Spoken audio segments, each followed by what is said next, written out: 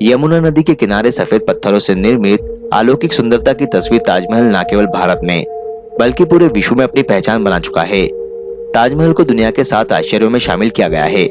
हालांकि इस बात को लेकर हमेशा से सवाल उठते रहे हैं कि ताजमहल को शाहजहां ने बनवाया है या फिर किसी और ने। भारतीय इतिहास के पन्नों में यह लिखा गया है कि ताजमहल को शाहजहां ने मुमताज के लिए बनवाया था, क्योंकि वो मुमताज से प्रेम करता था। दुनिया भर में ताजमहल को प्रेम का प्रतीक माना जाता है, लेकिन कुछ इतिहासकार इससे इत्तेफाक नहीं रखते। उनका मानना है कि ताजमहल को शाहजहां ने नहीं बनवाया था, बल्कि वो तो पहले से बना हुआ था और शाहजहां ने इसमें हेरफेर करके इसे इस्लामिक लुक दिया था। ताजमहल को शाहजहां और मुमताज का मकबरा माना जाता है। उल्लेखनीय है कि ताजमहल के पूरा होने के तुरंत बाद ही शाहजहां को उसके पुत्र औरंगजेब द्वारा अपदस्थ करके आगरा के किले में कैद कर दिया गया था और शाहजहां की मृत्यु के बाद उसे उसकी पत्नी के बराबर में दफना दिया गया। प्रसिद्ध शोधकर्ता और इतिहासकार पुरुषोत्तम नागेशोक ने अपनी शोधपूर्ण पुस्तक में तथ्यों के माध्यम से ताजमहल के रहस्यों से पर्दा उठाया है, जिसे आज हम इस वीडियो में आपको बताने जा रहे हैं। कब्रगाह को महल क्यों कहा गया? पुरुषोत्तम ओक के अनुसार यदि ताजमहल मुमताज का मकबरा है तो मकबरे को महल क्यों कहा गया? इस बात पर किसी ने विचार नहीं किया। उनके अनुसार क्योंकि ताजमहल पहले से निर्मित एक महल था, लेकिन बाद में शाहजहां द्वारा उस पर जबरन कब्जा करके उसे कब्रगाह में बदल दिया गया। लेकिन ऐसा करते समय उसने महल का नाम नहीं बदला और यहाँ पर शाहजहां से गलती हो गई। उस काल के किसी भी सरकारी या शाही दस्तावेज में ताजमहल शब्द का उल्लेख नहीं आया है। ताजमहल को ताजे महल समझना हास्यास्पद है। पुरुषोत्तम लिखते हैं कि महल शब्द मुस्लिम शब्द नहीं है, क्योंकि अरब, ईरान और अफगानिस्तान आदि एक भी जगह पर ऐसी मस्जिद या कब्र मौजूद नहीं है जिसके बाद महल शब्द लगाया गया हो। ये भी गलत है कि मुमताज के कारण इसका नाम मुमताज महल पड़ा, क्योंकि उनकी बेगम का नाम था मुमता उल जमानी। यदि मुमताज के नाम पर इसका नाम रखा होता तो ताजमहल के आगे से मुम को हटा देने का कोई भी औचित्य नजर नहीं आता है। ताजमहल के गुम्मद पर अष्टधातु का कलश। ताजमहल के गुम्मद पर जो अष्टधातु का कलश खड़ा है वह त्रिशूल आकार का पूर्ण कुंभ है। उसके मध्य दंड के शिखर पर नारियल की आकृति बनी है। नारियल के तले तो झुके हुए आम के पत्ते और उसके नीचे कलश दर्शाया गया है। उस चंद्राकार के 2 नोक और उनके बीचों बीच नारियल का शिखर मिलाकर त्रिशूल का आकार बना है। हिंदू और बौद्ध मंदिरों में ऐसे ही कलश बने होते हैं। कब्र के ऊपर गुम्मद के मध्य में अष्टधातु की एक जंजीर लटक रही है। पुरुषोत्तम ओक के अनुसार शिवलिंग पर जल सींचने वाला स्वर्ण कलश इसी जंजीर पर टंगा रहता था, जिसे बाद में निकालकर शाहजहां के खजाने में जमा करवा दिया गया, लेकिन वो जंजीर वहीं पर लटकी रह गई। उस पर लॉर्ड कर्जन ने एक दीप लटकवा दिया था, जो आज भी मौजूद है।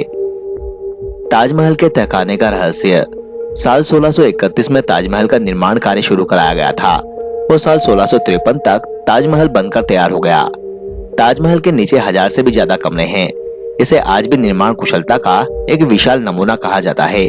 शोधकर्ताओं ने इस पर कई शोध किए और उनका मानना है कि ताजमहल के नीचे 1000 से भी ज्यादा कमरे हैं। उनका मानना है कि ताजमहल जितना ऊंचा है यह धरती के अंदर भी उतनी ही गहराई तक बनाया गया है। उस जमाने में कोई भी किला बनाया जाता था तो उसमें से बाहर निकलने का रास्ता भी बनाया जाता था, और ऐसा ही ताजमहल के अंदर भी है। इसके नीचे एक रास्ता भी है जो कहीं बाहर निकलता है, लेकिन वो रहस्यमय तहखानों की तरह उस रास्ते को भी शाहजहां के समय से ही बंद करवा दिया गया। ताजमहल के नीचे इन कमरों को ईंटों से बंद करवाया गया, लेकिन शोधकर्ताओं का मानना है कि जिन ईंटों से तहखाने को बंद किया गया है, इन ईंटों का निर्माण इन कमरों के बाद किया गया। ताजमहल के नदी के तरफ के दरवाजे के एक लकड़ी के टुकड़े की जब अमेरिकन प्रयोगशाला में कार्बन जांच की गई तो पता चला कि लकड़ी का वो टुकड़ा शाहजहां के काल से 300 वर्ष पहले का है। कोई भी इन दरवाजों से ताजमहल के नीचे न जा सके, इसलिए अब इन दरवाजों को ईंटों से चुनवा दिया गया है। इतिहासकारों की माने तो ताजमहल को सन 1115 में अर्थात शाहजहां के समय से लगभग 500 वर्ष पूर्व बनाया गया था। लेकिन आखिर क्या वजह थी जो इन कमरों को बनवाने के बाद बंद कराना पड़ा? कुछ पुरातत्व शास्त्रियों का मानना है कि इन तहखानों में मुमताज महल की कब्र को रखा गया है और उन कमरों को सरकारी तौर पर बंद कर दिया गया है, लेकिन इनको बंद करने का कारण अभी तक पता नहीं चल पाया है।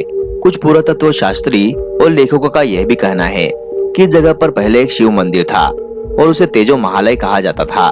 बाद में उसके ऊपर ताजमहल का निर्माण कराया गया, इसीलिए ये तहखाने ताजमहल से भी पुराने हैं। लेकिन अब एक नई कॉन्स्पिरेसी थ्योरी सामने आ रही है, जिसके अनुसार ताजमहल के नीचे इन तहखानों में कीमती खजाने भी हो सकते हैं, क्योंकि मेटल डिटेक्टर से इनके नीचे कई तरह की धातु होने की पुष्टि हुई है। लेकिन पुरातत्व शास्त्रियों का यह भी मानना है कि इसके अंदर कई ऐसे ऐतिहासिक दस्तावेज भी हो सकते हैं जो कि हमारे इतिहास तक को बदल सकते हैं। कहते हैं कि सन 1934 में दिल्ली के एक निवासी ने चुनवाए हुए दरवाजे के ऊपर पड़ी दरार से झांककर देखा था। उसके भीतर एक वृहद कक्ष और वहां के दृश्य को देखकर वो हक्का बक्का रह गया तथा भयभीत सा हो गया। उसने देखा कि वहां बीचों बीच भगवान शिव का चित्र था, जिसका सिर कटा हुआ था और उसके चारों ओर बहुत सारी मूर्तियों का जमावड़ा था। ऐसा भी हो सकता है कि वहां पर संस्कृत के शिलालेख भी हो। ये सुनिश्चित करने के लिए कि ताजमहल हिंदू चित्र, संस्कृत शिलालेख, धार्मिक लेख, अन्य उपयोगी वस्तुओं जैसे कौन कौन से साक्ष्य वहां पर छुपे हुए हैं, उनकी सातों मंजिलों को खोलकर साफ सफाई कराने की नितांत आवश्यकता है। अंत में हमारे मन में यही प्रश्न उठता है कि आखिर इन दरवाजों के पीछे ऐसा क्या है जिसे सरकार भी हमसे छुपाए रखना चाहती है, और क्या सच में इनमें से कुछ ऐसा है जो हमारे इतिहास को बदल सकता है। खैर जो भी हो, एक न एक दिन तो सच्चाई सबके सामने आ ही जाएगी, क्योंकि कहा जाता है कि सच्चाई को छुपाया जा सकता है लेकिन दबाया नहीं जा सकता, और हर सच एक न एक दिन सामने आ ही जाता है।